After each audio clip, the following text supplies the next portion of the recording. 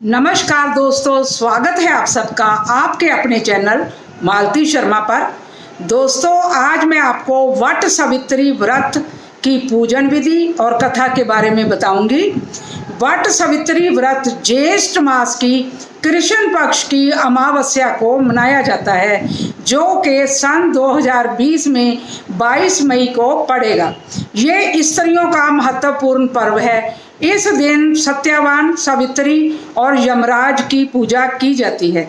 ये व्रत रखने वाली स्त्रियों का सुहाग अचल रहता है। सावित्री ने इसी व्रत के प्रभाव से अपने मृतक पति सत्यवान को धर्मराज से जीवित लिया था। वट वृक्ष के नीचे मिट्टी की बनी सावित्री और सत्यवान तथा भैंसे पर सवार यम की प्रतिमा स्थापित कर पूजा करनी चाहिए तथा बड़ की जड़ में पानी देना चाहिए। पूजा के लिए जल, मौली, रोली, कच्चा सूत, भिगाया हुआ चना, फूल तथा धूप होनी चाहिए। जल से वट वृक्ष को सींचकर तने के चारों ओर कच्चा धागा लपेटकर 3 बार परिक्रमा करनी चाहिए। इसके पश्चात सत्यवान सावित्री की कथा सुननी चाहिए। इसके पश्चात भीगे हुए चनों का बायना निकालकर उस पर यथाशक्ति रुपए रखकर अपनी सास को देना चाहिए तथा उनके चरण स्पर्श करना चाहिए। अगर किसी कोई बहन बेटी उसी गांव में हो तो उसको भी बायना निकालने के लिए भेजना चाहिए। अब मैं आपको कथा सुनाती हूँ। सावित्री मंदर देश के राजा अशवपति की पुत्री थी। वो सर्वगुण संपन्न थी। सावित्री ने घुमत सेन के पुत्र सत्यवान को अपने पति के रूप में वर्ण किया।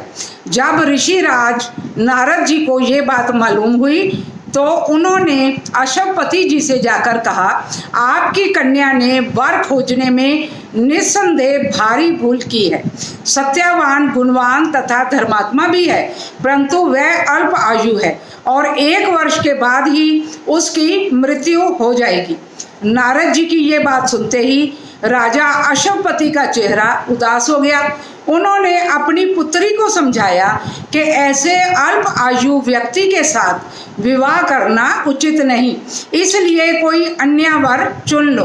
इस पर सावित्री बोली, पिताजी, आर्या कन्याएं अपना पति एक बार ही वर्ण करती हैं। चाहे जो भी हो, मैं सत्यवान को ही वर स्वरूप स्वीकार करूंगी। सावित्री ने नारद जी से सत्यवान की मृत्यु का समय मालूम कर लिया, अतः उन दोनों का विवाह हो गया। वह ससुराल पहुंचते ही सास ससुर की सेवा में दिन रात रहने लगी। समय बदला, ससुर का बल क्षीण होता गया। ये देखकर शत्रुओं ने उनका राज्य छीन लिया। नारद जी का वचन सावित्री को दिन प्रतिदिन अधीर करता रहा।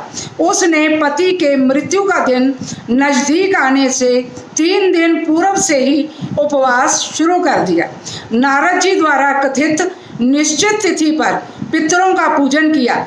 नित्य की भांति उस दिन भी सत्यवान अपने समय पर लकड़ी काटने के लिए जब चला तो सावित्री भी सास ससुर की आज्ञा लेकर चलने को तैयार हो गई। सत्यवान वन में पहुंचकर लकड़ी काटने के लिए वृक्ष पर चढ़ा। वृक्ष पर चढ़ने के बाद उसके सिर में भयंकर पीड़ा होने लगी। वह नीचे उतरा। सावित्री ने उसे बड़ के पेड़ के नीचे लटाकर उसका सिर अपनी जांघ पर रख लिया। देखते ही देखते यमराज सत्यवान के प्राणों को लेकर चल दिए। कहीं कहीं ऐसा भी उल्लेख मिलता है कि वट वृक्ष के नीचे लेटे हुए सत्यवान को सर्प ने डस लिया। सावित्री सत्यवान को वट वृक्ष के नीचे ही लिटाकर यमराज के पीछे पीछे चल दी। पीछे आती हुई सावित्री को यमराज ने लौट जाने का आदेश दिया। इस पर वह बोली, महाराज, जहाँ पति वहीं पत्नी, यही धर्म है, यही मर्यादा है। सावित्री की धर्मनिष्ठा से प्रसन्न होकर यमराज बोले, पति के प्राणों के अतिरिक्त कुछ भी मांग लो। सावित्री ने यमराज से सास ससुर के आंखों की ज्योति और दीर्घायु मांगी। यमराज तथास्तु कहकर आगे बढ़ गए। सावित्री भी यमराज का पीछा करती रही। यमराज ने अपने पीछे आती सावित्री से वापस लौट जाने को कहा तो सावित्री बोली, पति के बिना नारी के जीवन की कोई सार्थकता नहीं।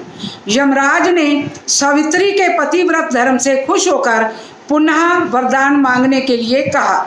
इस बार उसने अपने ससुर का खोया हुआ राज्य वापस दिलाने की प्रार्थना की। तथास्तु कहकर यमराज आगे चल दिए। सावित्री अब भी यमराज के पीछे चलती रही। इस बार सावित्री ने यमराज से 100 पुत्रों की मां बनने का वरदान मांगा।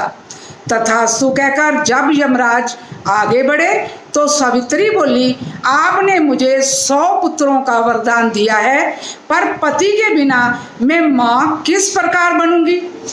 अपना ये तीसरा वरदान पूरा कीजिए। सावित्री की धर्मनिष्ठा, ज्ञान, विवेक तथा पतिव्रत धर्म की बात जानकर यमराज ने सत्यवान के प्राणों को अपने पास से स्वतंत्र कर दिया। सावित्री सत्यवान के प्राण को लेकर वट वृक्ष के नीचे पहुंची, जहां सत्यवान का मृत शरीर रखा था। सावित्री ने वट वृक्ष की परिक्रमा की तो सत्यवान जीवित हो उठा। प्रसन्नचित्त सावित्री अपने सास ससुर के पास पहुंची तो उन्हें नेत्र ज्योति प्राप्त हो गई। इसके बाद उनका खोया हुआ राज्य भी उनको मिल गया। तभी से वट वृक्ष की पूजा की जाती है। हे वट देवता, जैसे आपने सावित्री को सुहाग दिया वैसे सबको देना। बोलो वट वृक्ष की जय, सच्चिदानंद भगवान की जय। अगर आपको मेरी कथा अच्छी लगी हो तो मेरे चैनल पर जो बंधु नए हैं मेरे चैनल को सब्सक्राइब करें और पास में बने बेल बटन को दबाना भी ना भूलें, ताकि मेरे आने वाले वीडियो का नोटिफिकेशन सबसे पहले आपको मिले।